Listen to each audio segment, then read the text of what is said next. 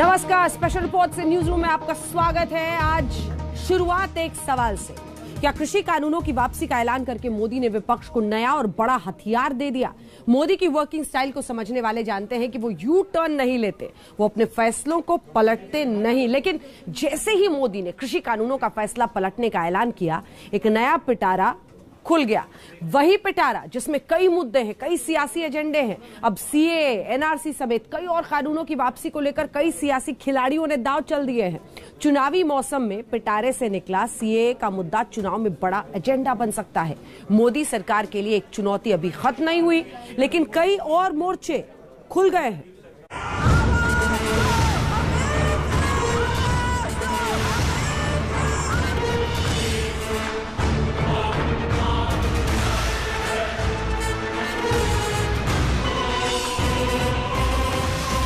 BJP ने मजहब की बुनियाद पर भारत के संविधान में फंडामेंटल राइट, उस कानून, उस फंडामेंटल राइट के खिलाफ कानून बनाया गया।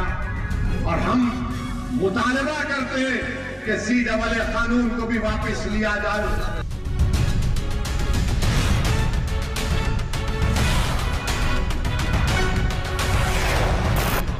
अरे उनका चाचा है भाई, ये तो चाचा भतीजाओं की पार्टी है, अपना कह दे वो कर लेंगे।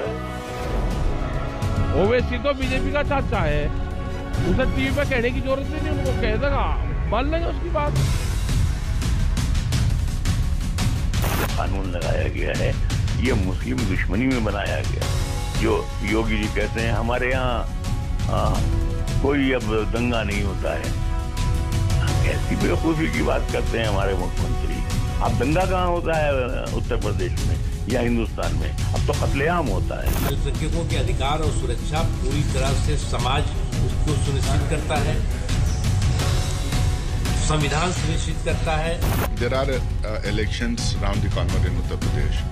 There will be so many statements, so many provocations, and BJP is well versed in this.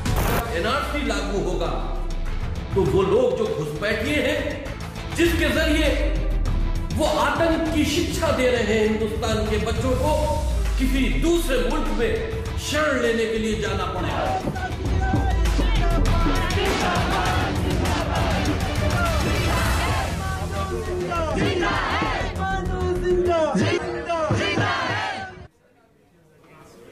कृषि कानून की वापसी के प्रधानमंत्री के फैसले के आगे क्या है, ये हम आपको बताएं। उससे पहले दो बड़े नेताओं की कथनी जरा आपको सुनाते हैं। ब्रिटेन के प्रधानमंत्री सबसे पहले बेंजामिन डिज़रायली ने एक वक्त पर कहा था, I must follow the people, am I not their leader. मतलब जो लोग चाहते हैं वही मुझे करना चाहिए, मैं उनका नेता हूं। वहीं अमेरिकी राष्ट्रपति वुड्रो विल्सन का एक कथन है, leadership does not always wear the harness of compromise. उनका ये मतलब था कि जो फैसले लेने का जो कौशल है, जो नेतृत्व है, वो कभी भी समझौते की ढाल नहीं ओढ़ता। इन दोनों के बीच का लगभग समझ लीजिए प्रधानमंत्री नरेंद्र मोदी का कृषि कानूनों को वापस लेने का फैसला है। लेकिन अब इससे कई लोग अपने अपने तरीके से नई चुनावी गोटियां सेट कर रहे हैं। आपको दिखाते हैं कैसे एक पिटारा खुल गया और उसी पिटारे से क्या कुछ निकला है जिसमें सरकार की मुश्किलें बढ़ सकती हैं। ऐसे बड़े बड़े जो फैसले सरकार ने लिए, अनुच्छेद 370 को हटाए जाने का, सीए का, ये सब अब उसके खिलाफ विरोध की आग फिर से बढ़ सकती है। असंतोष, मृतक किसानों का मुद्दा हो, एमएसपी का मुद्दा, जिसको लेकर अजय मिश्रा टेढ़ी गृह राज्य मंत्री, जिनको लेकर किसानों ने अपने 6 मांगों वाली चिट्ठी में प्रधानमंत्री को सीधे लिखा है कि उन्हें बर्खास्त और गिरफ्तार करना चाहिए। तो ये पूरा पिटारा सरकार के खिलाफ एक तरह से इस एक फैसले के साथ खुल गया है। और खास तौर पर इस पिटारे में जब आप सीए का मुद्दा देखते हैं तो असदुद्दीन ओवैसी अपने जरिए अब कैसे इस पूरे मामले पर, कृषि कानूनों पर पहली बार सरकार ने अपने बनाए किसी कानून पर वापसी कदम लिया है। ऐसे में अब अपने तरीके से सीएए पर अपने पत्ते खोल रहे हैं असदुद्दीन ओवैसी। अपनी पॉलिटिक्स कैसे यूपी में ध्रुवीकरण इसके जरिए हो सके, इस रिपोर्ट से समझिए। हम मुतालबा करते हैं कि सीएए कानून को भी वापस लिया जाए। अगर एनपीआर और एनआरसी का कानून बनाएंगे तो हम दोबारा रोड पे निकलेंगे, यहीं पर भी कायम बात बनेगा इंशाअल्लाह। बीजेपी ने मजहब की बुनियाद पर भारत के संविधान में फंडामेंटल राइट, उस कानून, उस फंडामेंटल राइट के खिलाफ कानून बनाया गया। पहचान लिए बीजेपी को और बीजेपी और मोदी और अमित शाह को। सियासत की दुनिया के इसी चेहरे और इसी तेवर का नाम है असदुद्दीन ओवैसी। भाषण ऐसा कि बड़े बड़े वक्ता भी ओवैसी के आगे फीके पड़ जाएं। उत्तर प्रदेश के बाराबंकी से असदुद्दीन ओवैसी ने जो कहा, उसी विचार पर सियासी तकरार बढ़ना तय है, क्योंकि उत्तर प्रदेश चुनाव में ध्रुवीकरण का नया चैप्टर खुल गया है। हम मुतालबा करते हैं कि CAA कानून को भी वापस लिया जाए। हमसे मीडिया वाले पूछ रहे हैं कि अगर नहीं करे तो क्या करेंगे। अगर NPR और NRC का कानून बनाएंगे तो हम दोबारा रोड पे निकलेंगे, यहीं पर भी शाहीन बाग बनेगा इंशाअल्लाह ताला, याद रखना। प्रधानमंत्री नरेंद्र मोदी ने राष्ट्रीय संबोधन में 3 कृषि कानूनों की वापसी का ऐलान किया था। तब AIMIM चीफ असदुद्दीन ओवैसी का कहना है कि जब तीनों कृषि कानूनों की वापसी मुमकिन है तो नागरिकता संशोधन कानून और NRC कानून की वापसी क्यों नहीं। ओवैसी ने सिर्फ CAA और NRC के वापस होने की मांग नहीं उठाई, बल्कि शाहीन बाग वाला पूरा प्लान समझाया। हम मुतालबा करते हैं कि CAA कानून को भी वापस लिया जाए। हमसे मीडिया वाले पूछ रहे हैं कि अगर नहीं करे तो क्या करेंगे। अगर NPR और NRC का कानून बनाएंगे तो हम दोबारा रोड पे निकलेंगे, यहीं पर भी शाहीन बाग बनेगा इंशाअल्लाह ताला, याद रखना। यूपी चुनाव में ओवैसी शाहीन बाग लेकर आए हैं, लेकिन 2022 में एक दूसरे पर भारी पड़ने के लिए सियासी दलों में कोई किसी से पीछे नहीं है। ये चिरंजीवी कभी उत्तर प्रदेश को खुशहाली के रास्ते पे नहीं ले जा सकते। अब्बाजान कहने वाले राशन हजम कर जाते थे।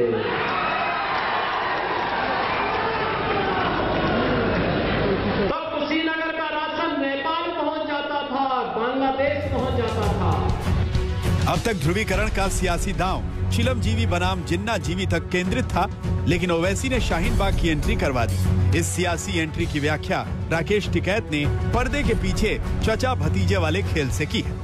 अरे उनका चाचा है भाई, ये तो चाचा भतीजाओं की पार्टी है, अपना कह दे वो कर लेंगे। ओवैसी तो बीजेपी का चाचा है, उसे टीवी पे कहने की जरूरत ही नहीं, उनको कह देगा, मान लेंगे उसकी बात। आपको लगता है बीच में ना हो यार। हम तो कह रहे हैं कि चाचा भतीजों का मामला है, उनका दोनों का निपटा लेंगे, उनकी घर की बात है ये। ओवैसी और बीजेपी को टिकैत ने चाचा भतीजा बताया। हालांकि ओवैसी का दावा है कि उत्तर प्रदेश में वो 100 सीटों पर लड़ेंगे और बड़ा उलटफेर करेंगे। आने वाले विधानसभा में हमारे कैंडिडेट्स की, हमारे उम्मीदवारों की कामयाबी मिले। हमको यकीन है कि पिछले 5 साल पहले जो हमारा परफॉर्मेंस था उससे बेहतर इंशाल्लाह हमारी पार्टी, हमारे कैंडिडेट्स परफॉर्म करेंगे, कामयाब होंगे, जीतेंगे। और उसी के लिए हम कोशिश कर रहे हैं, मेहनत कर रहे हैं। पूरा संगठन, पूरे लोग, जिम्मेदार लोग मेहनत कर रहे हैं। हम तो पहले ही हमारे पार्टी के अध्यक्ष ने इस बात का अनाउंसमेंट किया, ऐलान किया कि MIM पार्टी 100 असेंबली सीट पर चुनाव लड़ने की तैयारी कर रही है। अब किसी से अलायंस होता है या नहीं होता है ये तो वक्त ही बताएगा, बट जहां तक हमारी पार्टी को इलेक्शन लड़ना है हम पूरी तैयारी के साथ कोशिश कर रहे हैं, मेहनत कर रहे हैं, इलेक्शन चुनाव लड़ेंगे। अब अलायंस किससे होगा नहीं होगा ये तो ठीक है, आने वाले वक्त में पता चलेगा। खुद को मुसलमानों का सबसे बड़ा नेता साबित करने में जुटे ओवैसी हर पैतरा आजमा रहे हैं, लेकिन इस खेल में वो अकेले नहीं।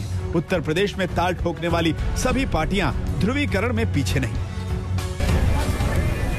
राष्ट्रपिता महात्मा गांधी, जवाहरलाल नेहरू, जिन्ना एक ही संस्था में पढ़ करके बैरिस्टर बनकर के आए थे। एक ही जगह पर पढ़ाई लिखाई की उन्होंने, वो बैरिस्टर बने, उन्होंने आजादी दिलाई। उन्हें किसी भी तरीके से किसी का भी संघर्ष करना पड़ा होगा तो वो पीछे नहीं हटे। भारत को अपमानित करने वाले, भारत के आन मान शान के साथ गुस्ताखी करने वाले, देश की और प्रदेश की जनता जनार्दन, गरीब गांव, गरीब किसान, नौजवान और महिलाओं के हकों पर डकैती डालने वाले, भारत की आस्था को आहत करने वाले आतंकवाद समर्थक, जिन्नावादी भी दूसरी तरफ खड़े होते हुए दिखाई देंगे। मैं निवेदन करूंगा, उंगली सही जगह पड़े इसकी चिंता करना प्रजातंत्र में बहुत जरूरी है। गलत जगह पड़ जाए तो जिन्ना याद आता है, सही जगह पर जाए तो राष्ट्रभक्त आगे खड़े हो जाते हैं और देश को आगे बढ़ा ले जाते हैं। इस बात को समझना चाहिए। कोई अब्बा जान पर अटका है, कोई जिन्ना पर लटका है, लेकिन ये संयोग नहीं बल्कि चुनावी प्रयोग है। संतोष शर्मा के साथ आज तक ब्यूरो। सियासी बिसात पर चाल बिछ चुकी है। ओवैसी ने जो पासा फेंका वही पासा तमाम सियासी दल फेंकने की कोशिश कर रहे हैं। तो क्या कृषि कानून की वापसी के बाद देश भर में सीएए एनआरसी की वापसी के लिए एक नई जमीन तैयार हो रही है? आगे क्या होगा? तमाम विपक्षी दल क्या सोच रहे हैं? आज आपको सुनना और समझना चाहिए। यादव ने मुस्लिम नेता को बिठाया था। इधर ओवैसी ने उत्तर प्रदेश चुनाव में सीएए की वापसी का मुद्दा उठाया, उधर सियासी गलियारे से लेकर धर्म के अखाड़े तक माहौल बनना शुरू हो गया। नजरिया ये है और हम ये समझते हैं कि चूंकि जनता की ताकत हर ताकत से मुल्क की, चाहे वो असेंबली की हो या पार्लियामेंट की हो, जनता की ताकत उससे ज़्यादा भारी और भरकम ताकत है। इसलिए मुसलमानों के सिलसिले के अंदर भी इस बिल को वापस लिया जाए जो वो बना रहे हैं। देखिए, जिस तरीके से भारत की सरकार ने और हमारे वजीर आज़म ने किसानों के हुकूक को मद्देनज़र रखते हुए तीनों कृषि कानून को वापस लेने की घोषणा की है, हम इसका इस्तकबाल करते हैं और हम वजीर आज़म से ये गुजारिश करते हैं कि सीए और एनआरसी के नाम पर जो काला कानून पास किया गया है उसको भी कहीं ना कहीं वापस लेने की ज़रूरत है, इसलिए कि ये कानून हमारे मुल्क के संविधान के ख़िलाफ़ है, दस्तूर के ख़िलाफ़ है और बड़े पैमाने पर मजहब की बुनियाद पर धर्म गुरुओं ने सीए रद्द करने की मांग उठाई तो कांग्रेस के राज्यसभा सांसद नसीर हुसैन ने भी अपनी आवाज बुलंद की। There are elections round the corner in Uttar Pradesh. There will be so many statements, so many provocations, and BJP is well versed in this. They know how to use smaller parties to their benefit, and especially to get provocative statements and get the election polarized and win the elections. There are so many B teams of BJP working round the clock during every election, and I think they will do the same thing. But Congress stands the same. Samajwadi party के नेता अबू आजमी एक कदम और आगे बढ़ गए और पूरे मुद्दे को कम्युनल रंग दे दिया।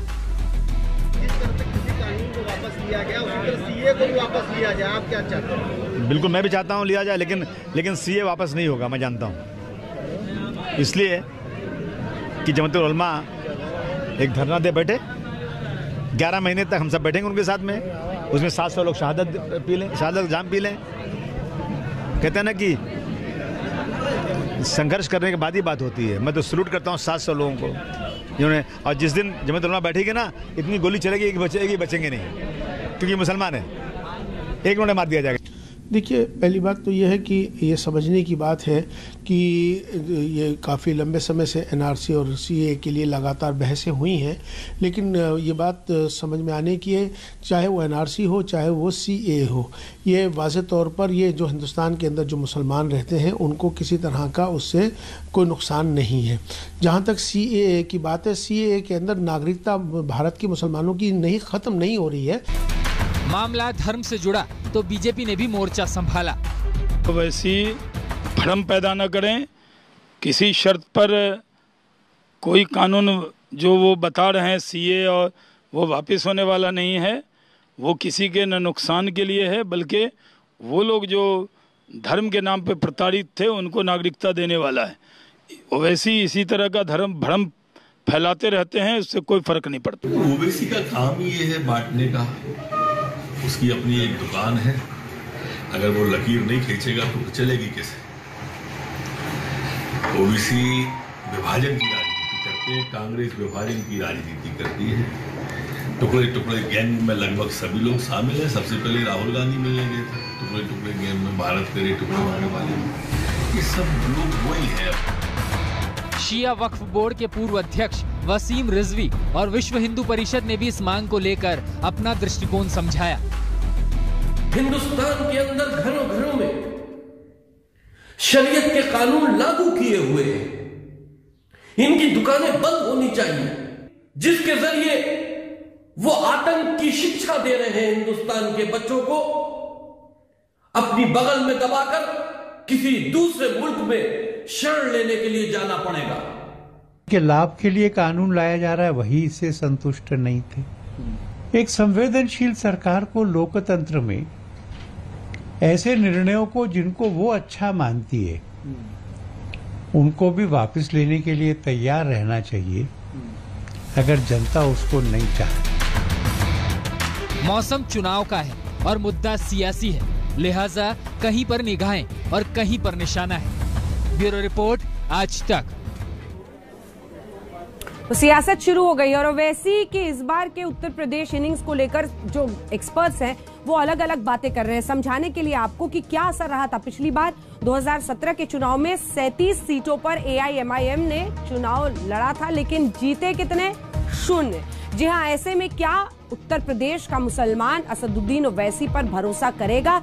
CAA के उनके दाव पर भरोसा करेगा? हम आपको ये भी बता दें कि मुस्लिम वोट सहारनपुर सदर जहां वो लड़े थे उसमें 40% है। पार्टी कहां पे रही? मतलब मुस्लिम बहुल सीट पर भी पार्टी 5वें नंबर पर रही। एक और सीट आपको दिखाते हैं जिसमें कांट सीट पर जहां पे 60% मुस्लिम वोटर हैं, वहां पर भी पार्टी 5वें नंबर पर रही। यानी आप कैराना देख लीजिए, यहां पर भी बार बार हिंदू मुस्लिम ध्रुवीकरण की बात हुई, 42% मुस्लिम है, 5वें नंबर पर पार्टी रही। ऐसे में कितनी साख है उनकी मुस्लिम वोटर पर यूपी में, आप समझ रहे हैं। नजीबाबाद देख लीजिए जहां पर 42% वोट है, वहां पर भी वही हाल रहा। मुस्लिम वोट 61% है मुरादाबाद शहर में, वहां पर 7वें नंबर पर पार्टी रही थी। 2017 के चुनाव में 37 सीटों पर हम AIMIM की परफॉर्मेंस आपको बता रहे हैं। 57% वाले मुरादाबाद ग्रामीण सीट पर 5वें पोजीशन पर AIMIM असदुद्दीन ओवैसी की पार्टी रही थी। और आखिरी आप देख रहे हैं हसनपुर जहां पे 57% मुस्लिम्स है, वहां पर भी पार्टी 5वें नंबर पर रही। तो आपने देख लिया उनकी क्या परफॉर्मेंस थी 2017 के चुनाव में जब वो 37 सीटों पर लड़े थे। ये बताता है कि मुस्लिम वोट बैंक जिसे वो मान भी रहे हैं, मुस्लिम मतदाता उन पर कितना भरोसा पिछली बार कर रहा था और इस बार कितनी उम्मीद उनको रखनी चाहिए। बहरहाल इस चुनावी मौसम में all India Muslim personal law board ने भी एक बड़ी बात कही है। इससे आगे की हम आपको बताएं क्या कुछ उसके मायने हैं, जल्दी से आपको पहले सुना देते हैं।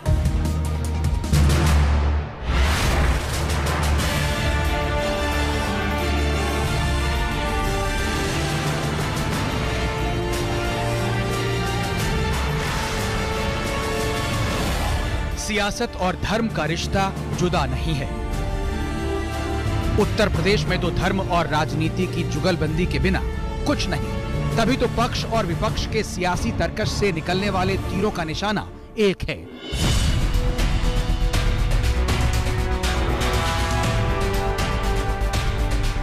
बीजेपी 2022 में योगी की इमेज को भुनाना चाहती है, चाहे मामला धर्म परिवर्तन कानून बनाने का हो, लव जिहाद की रोकथाम के लिए कदम उठाने का हो, चाहे CAA के विरोध के दौरान हुई हिंसा को कंट्रोल करने का हो। ये मुद्दे बीजेपी की राजनीति को सूट करते हैं और विपक्ष इन मुद्दों पर बीजेपी को घेरता आया है।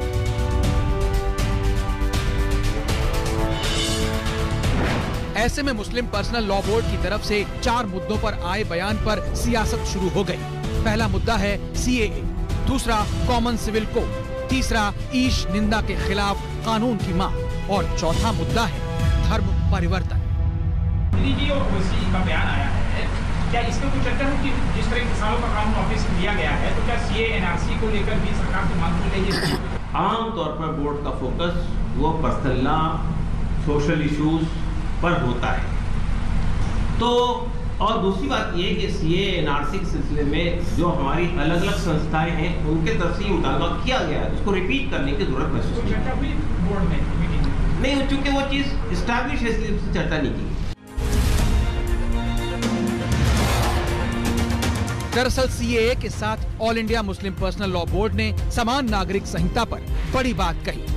बोर्ड का कहना है कि मुस्लिम समाज कॉमन सिविल कोड को कबूल नहीं करेगा। कॉमन सिविल कोड देश में लागू नहीं होना चाहिए। वहीं ईश निंदा के खिलाफ देश में नया कानून बनना चाहिए।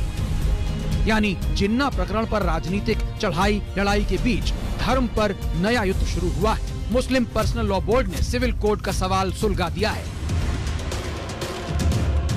हमने ये मुतालबा किया है, ये डिमांड की है कि किसी भी ग्रोह के हिंदुस्तान के अंदर जितने भी लोग हैं, जितने भी तबके हैं, जितने भी समुदाय हैं उनके जो राइट्स हैं उसमें हुकूमत को मुदाखलत नहीं करनी चाहिए, उसमें इंटरफेयर नहीं करना चाहिए। और जितने भी तबकात हैं, जितने भी ग्रोह हैं, जितने भी कल्चरल ग्रोह हैं, रिलीजियस ग्रोह हैं, उनके साथ नाइंसाफी नहीं होनी चाहिए। अनुच्छेद 44 इस बात का उपबंध करता है कि भारत की सरकार इस देश में समान नागरिक संहिता को लागू करने का काम करे। इस देश में सबके लिए एक तरह के, एक बराबर के कानून होने चाहिए, लेकिन all India Muslim personal law board को कुछ मसलों पर सरिया कानून चाहिए होता है। लेकिन जब दंडात्मक विधियों के बारे में कहा जाए तब उन्हें सरिया कानून नहीं चाहिए। जो सरिया कानून यह प्रावधान करता है कि चोरी किए जाने पर हाथ काट लिए जाएं, ऐसे मसलों पर अगर सरिया कानून की वकालत करते तो बेहतर होता। सियासत अपनी जगह है, लेकिन मुस्लिम धर्मगुरु भी पर्सनल लॉ बोर्ड की मांगों को सही मान रहे हैं। दरअसल यूपी में धर्म वाली सच्चाई से फिर सामना हो रहा है, और इस बार तो लड़ाई जरा और भी टेढ़ी है, क्योंकि मुस्लिम वोट के दावेदार 4 हैं। अखिलेश यादव की समाजवादी पार्टी, मायावती की बहुजन समाज पार्टी, प्रियंका गांधी वाड्रा की कांग्रेस पार्टी और ओवैसी की AIMIM। तो क्या इन मुद्दों से मुस्लिम वोट मिलेगा? केंद्रीय मंत्री रामदास अठवले ने CAA पर बड़ा बयान दिया। नहीं, CAA और NRC जो है, अभी हर कानून पीछे ले लो बोलेंगे तो फिर मंत्रिमंडल की भी आवश्यकता नहीं है, फिर पार्लियामेंट की भी आवश्यकता नहीं है। इसीलिए कानून पीछे लेने के बारे में सरकार थोड़ी सी गंभीरता से विचार कर रही थी कि भाई कानून में बदलाव करने की तैयारी हमारी है। अब ये कानून पीछे लिया तो कोई सी बोलेगा वो कानून पीछे ले लो, और कोई बोलेगा वो कानून पीछे ले लो, तो पूरे कानून पीछे लेने का काम करते रहेंगे तो देश चलाना मुश्किल हो जाएगा। ऑल इंडिया पर्सनल मुस्लिम लॉ बोर्ड ने भी कहा है 11 प्रस्ताव पारित करके कि ये कानून वापस होना चाहिए। नहीं, ठीक है, उन्होंने बोला होगा, लेकिन हर कानून पीछे नहीं होगा। अच्छा, साफ है कि चुनावों के ऐलान से पहले जिस तरह से उत्तर प्रदेश में धर्म की ध्वजा लहराई जा रही है, वो आने वाले दिनों की सियासी लड़ाई का ट्रेलर है। कुमार अभिषेक, लखनऊ, आज तक। अब आपको all India Muslim personal law board की तरफ से पास किए गए 11 प्रस्ताव जरा बताते हैं। 2 दिन के मंथन के बाद ये प्रस्ताव पास किए गए हैं। पहला, ईश निंदा के खिलाफ नया कानून सरकार बनाए, ये उनकी तरफ से कहा गया है। दूसरा, कॉमन सिविल कोड को वो लेकर आ रहे हैं और कह रहे हैं कबूल नहीं करेंगे देश के मुस्लिम। इसी के साथ वक्फ संपत्तियों की मौजूदा जो बिक्री व्यवस्था है उसको वो बदलने की, परिवर्तित करने की बात कर रहे हैं। सरकार और कोर्ट धर्म ग्रंथ की व्याख्या ना करे, ये भी प्रस्ताव पास किया गया। सरकार और कोर्ट दोनों रेप जैसे जुर्म के खिलाफ सरकार कड़े कदम उठाए, ये भी प्रस्ताव वहां पर पारित किया गया है। त्रिपुरा में अल्पसंख्यकों पर अत्याचार रुकना चाहिए, त्रिपुरा का जिक्र आज के प्रस्ताव में किया गया। फिजूल खर्ची नहीं, शरीयत के मुताबिक निकाह हो, ये उनके धर्म के हिसाब से वहां पर परिवर्तन की बात है रीति रिवाज में। विद्वान और वकील इस्लाम के प्रति जागरूकता लोगों की बढ़ाए, इसकी भी बात की गई 11 प्रस्तावों में से एक में। इस्लाम में लालच या जबरदस्ती धर्म परिवर्तन नहीं है, ये भी एक बार फिर से लोगों के बीच पहुंचाया जाए। सोशल मीडिया पर इस्लाम विरोधी पोस्ट पर सरकार एक्शन ले, उसके खिलाफ कार्रवाई हो, और काशी और मथुरा की मस्जिदों को लेकर अफवाह को रोकने की भी प्रक्रिया की शुरुआत हो। तो ये आपने all India Muslim personal law board की तरफ से जो आज 11 प्रस्ताव पास किए गए हैं उस पर डालिए। अब आपको सुनाते हैं RSS प्रमुख मोहन भागवत के एक बयान पर आखिर आज बवाल क्यों मचा हुआ है, ये रिपोर्ट देखिए।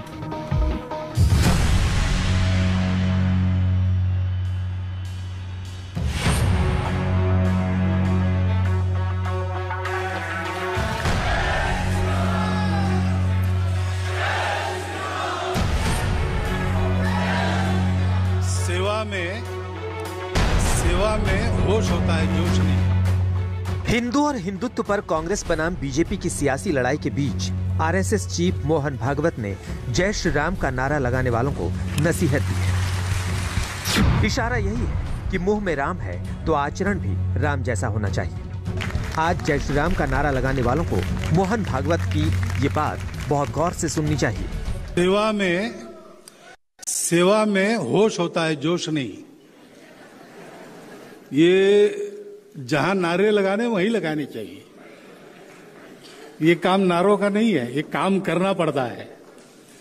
मेरे बोलने पर आप तालियां बजा रहे हैं, लेकिन ये लोग कर रहे हैं। ये कर रहे हैं इसलिए मैं बोल पा रहा हूं।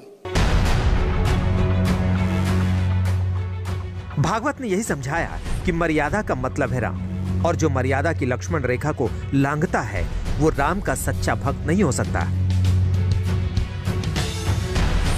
दरअसल भागवत की टिप्पणी को उन लोगों से जोड़कर देखा जा रहा है जो जय श्री राम के नाम पर इंसानियत को शर्मसार कर देते हैं। कई ऐसे आपराधिक मामले सामने आए हैं जहां पर एक समुदाय के लोगों से जबरन नारा लगवाने की कोशिश की गई और नारा नहीं लगाने पर मारपीट की गई। यानी संदेश साफ है कि राम के नाम को बदनाम न किया जाए।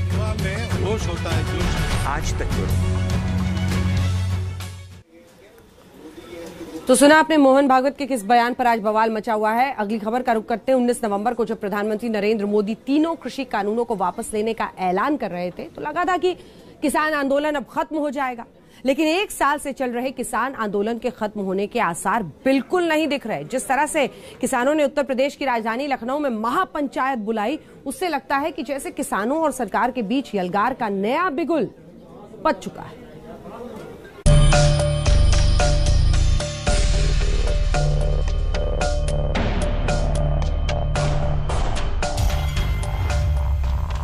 लखनऊ में किसानों की महापंचायत के क्या मायने हैं?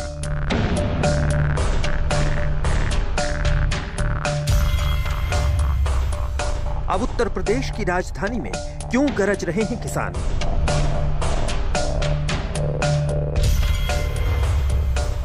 तीनों कृषि कानून वापसी के बाद क्या चाहते हैं किसान? देश के प्रधानमंत्री ने बातचीत करी,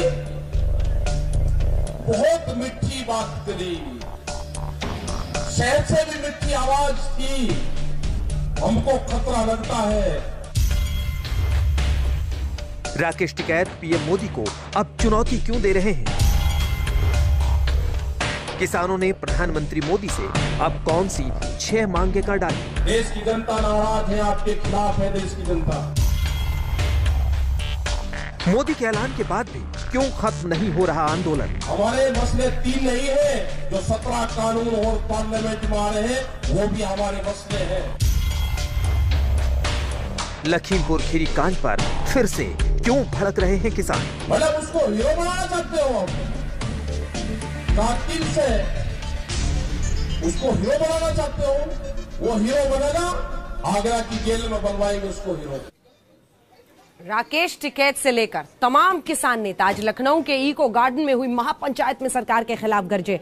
राकेश टिकैत ने यहां सबसे बड़ी बात यह कह दी कि उन्हें पीएम मोदी की बातों पर भरोसा नहीं है। सिर्फ ऐलान करने से नहीं बल्कि संसद में तीनों कृषि कानूनों की वापसी हो, और ये आंदोलन अभी थमेगा नहीं, रुकेगा नहीं, बल्कि अभी बहुत सारे मसले हैं जिन्हें सरकार से हल करवाना है। राकेश टिकैत ने यह भी कहा कि जो 17 कानून संसद में लाए जा रहे हैं उन्हें भी मंजूर नहीं होने दिया जाएगा। देश भर में उनका विरोध होगा। सरकार या तो बातचीत कर ले, नहीं तो हम जाने वाले नहीं हैं।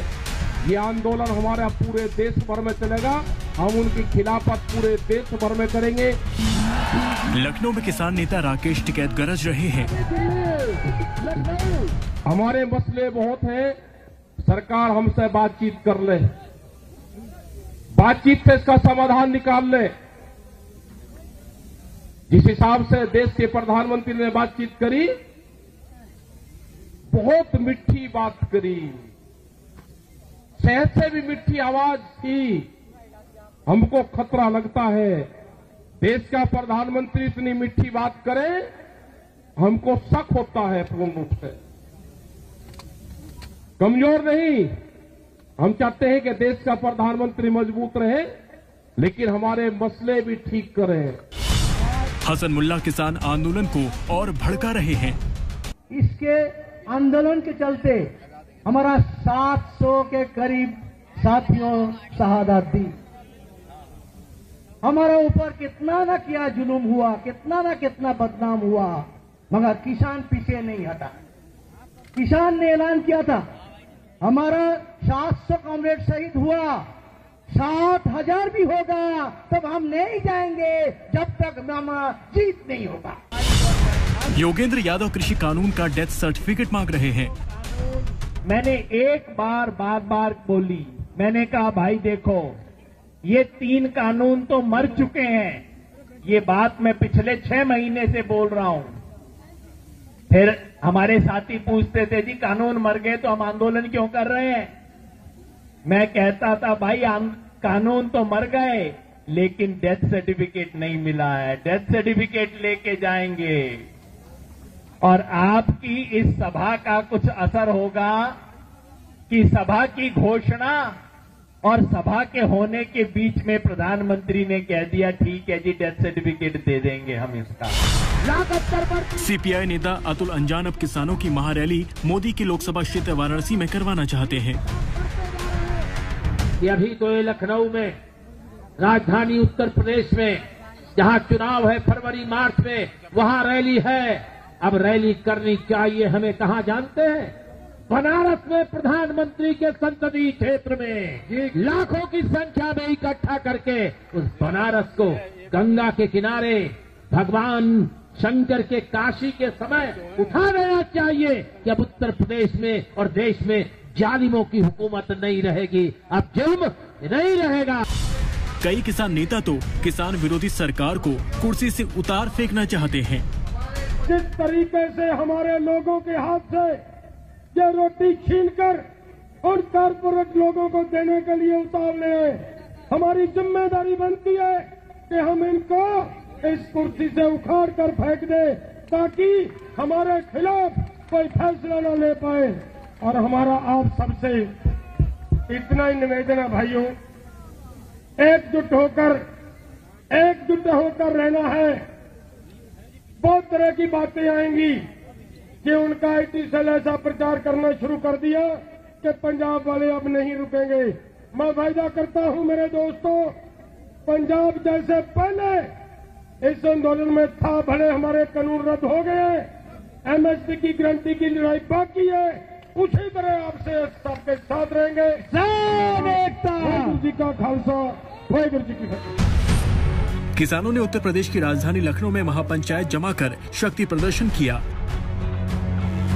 और ये भी बताने की कोशिश की है कि अगर सरकार सोच रही है कि तीनों कृषि कानूनों की वापसी से किसान आंदोलन खत्म हो जाएगा तो वो बहुत बड़ी गलतफहमी है।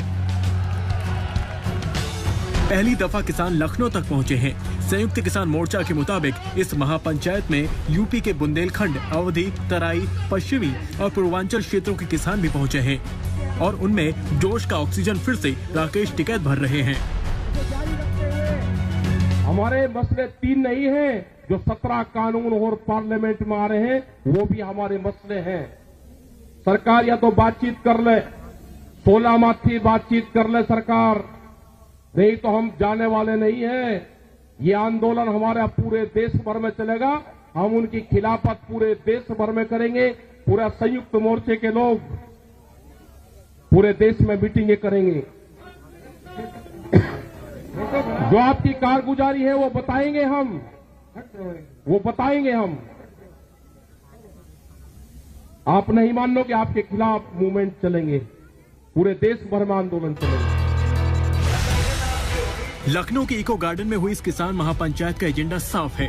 प्रधानमंत्री मोदी ने तीनों कृषि कानूनों की वापसी का ऐलान किया है, उन पर उन्हें विश्वास नहीं है। जिस संसद में ये तीनों कृषि कानून बने उसी संसद में इन तीनों कानूनों की विदाई भी हो, साथ ही एमएसपी गारंटी कानून बने, वरना ये आंदोलन खत्म नहीं होगा। बॉर्डर पर आप लोग बैठे हैं, किसान बैठे हैं, तो क्या किसान बैठे रहेंगे? कब तक बैठे रहेंगे? अभी तो है वहीं, अभी देखते हैं 29 तारीख में क्या होता है। और एमएसपी पे गारंटी कानून चाहिए। तो क्या ये माना जाए कि जब तक एमएसपी पर गारंटी की कानून नहीं आता तब तक आपका स्टैंड वही रहेगा? तो वही है। सरकार बात तो करे ना कि भाई सरकार ये कहती है कि हम किसानों के फायदे के लिए काम करें।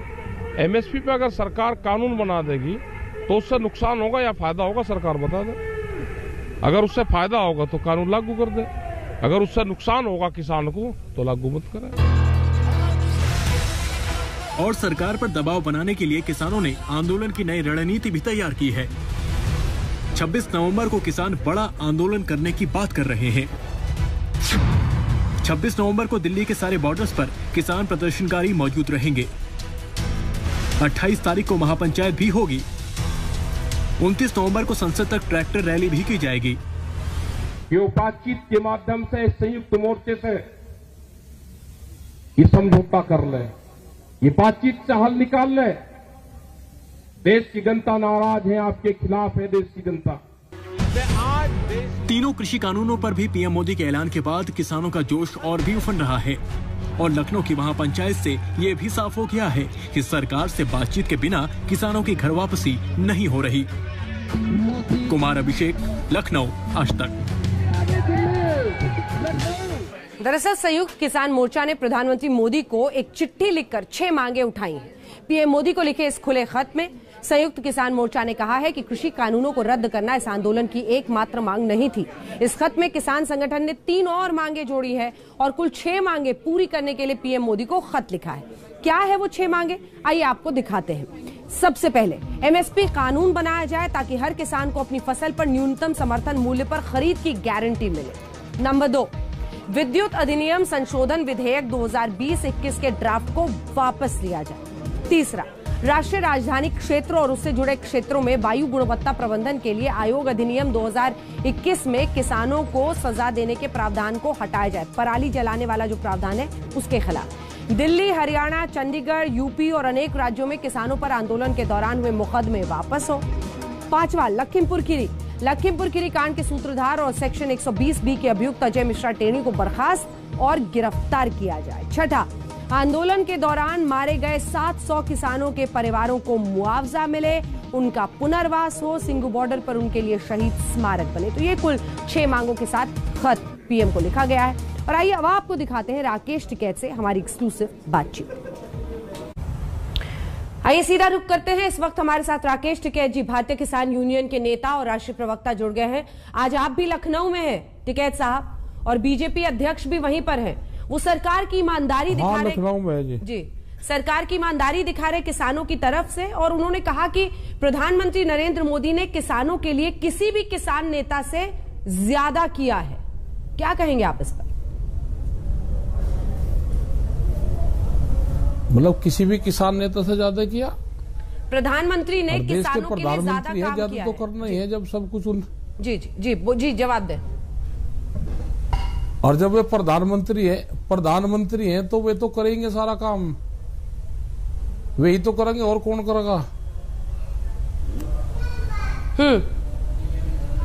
मतलब वो ये कह रहे हैं कि प्रधानमंत्री को किसानों की ज्यादा चिंता है, वो उनके हित में ही सोच रहे हैं। और ठीक है, सोचना चाहिए, देश के प्रधानमंत्री को सोचना चाहिए। एमएसपी पे भी सोच ले, वे एमएसपी का भी बड़ा सवाल है, उस पर भी सोच लेना चाहिए।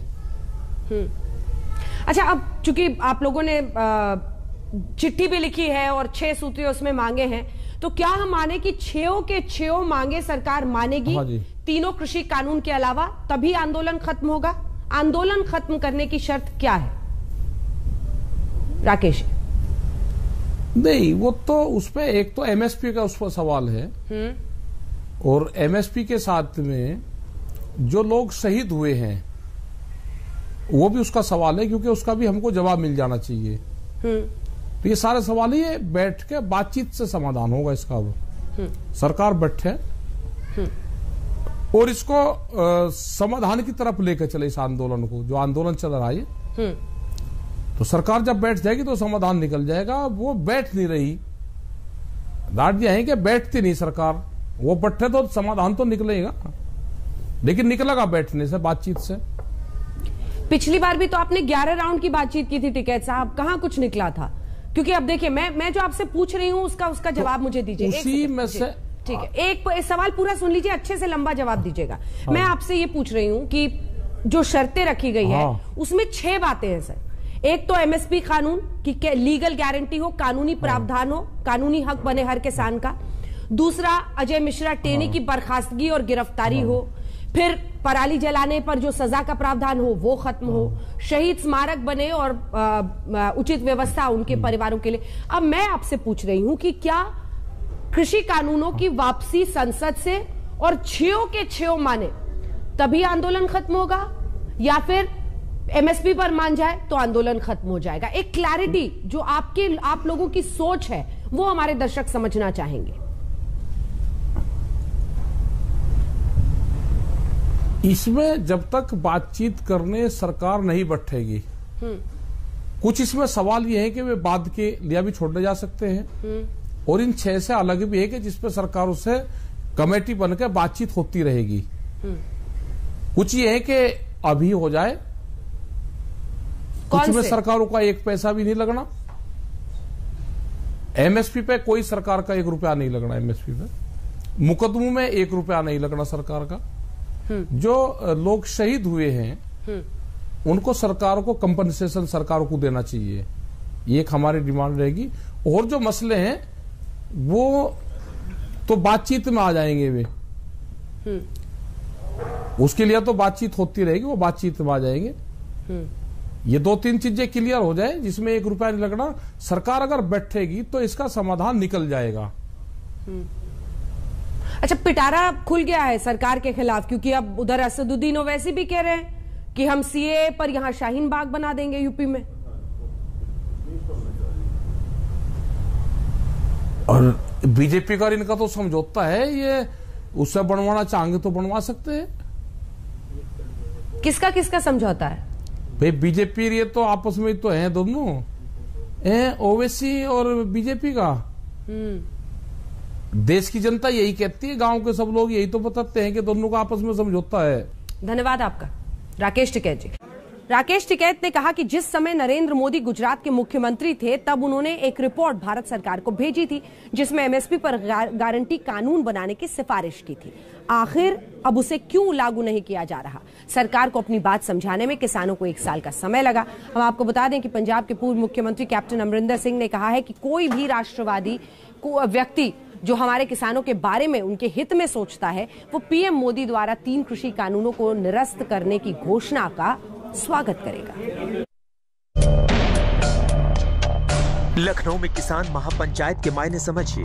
एक तो यूपी में चुनाव है और किसान इस महापंचायत से बताना चाहते हैं कि अगर सरकार उनकी मांगे नहीं मानती है तो उसे यूपी चुनाव में खामियाजा भुगतना पड़ सकता है। दूसरी तरफ किसान संगठन अभी तक लखीमपुर खीरी कांड को नहीं भूले हैं। जिस तरह से लखीमपुर खीरी में किसानों को गाड़ी से रौंदा गया, वो आज भी केंद्रीय गृह राज्य मंत्री अजय मिश्रा टेनी के खिलाफ भड़क रहे हैं। राकेश टिकैत ने महापंचायत के मंच से कहा कि 24 नवंबर को बिलराया चीनी मिल के उद्घाटन के मौके पर अजय मिश्रा टेनी को मुख्य अतिथि बनाया गया है। ऐसे में अगर मुख्य अतिथि को नहीं बदला गया तो किसान मिल गेट पर आंदोलन करेंगे। वो मिल का गन्ना डीएम के ऑफिस में जाएगा और डीएम के ऑफिस से गन्ना मिल में जाएगा। ये ध्यान से सुन लेना, ये बर्दाश्त नहीं करेगा किसान। और हम 7 तारीख के बाद में 3 दिन लखीमपुर खीरी में रहेंगे, उन शहीद परिवारों से मिलेंगे, जो किसान हमारे जेल में गए उनसे मिलेंगे। यह हमारे 3 दिन के प्रोग्राम हम वहां पर रखेंगे। तो आप जाके प्रशासन को कह दो विरोध नहीं करना, सिर्फ प्रशासन को कह दो कि टेनी आएगा तो गन्ना डीएम के ऑफिस में लेके जाएंगे। संघर्ष होने दो, संघर्ष होने दो, आप जो भी होगा। मतलब उसको हीरो बनाना चाहते हो आप। उधर बीजेपी किसान नेताओं को ललकार रही है। गोरखपुर में बीजेपी अध्यक्ष जेपी नड्डा ने सीधा किसान नेताओं पर हमला बोला। उन्होंने कहा कि प्रधानमंत्री नरेंद्र मोदी ने किसानों के लिए किसी नेता से कहीं ज्यादा काम किया है। उत्तर प्रदेश में 2,54,00,000 किसानों को 10 किस्तों में किसान की सम्मान निधि पहुंचाई गई है। यह भी हमको ध्यान रखना चाहिए। 2400 रुपए की खाद की बोरी मोदी जी ने 1200 रुपए में आपको पहुंचाई है। यानी एक बोरी अगर लेने जाते थे, आज एक बोरी मुफ्त की लेकर के आओ, मोदी जी के नाम पर लेकर के आओ।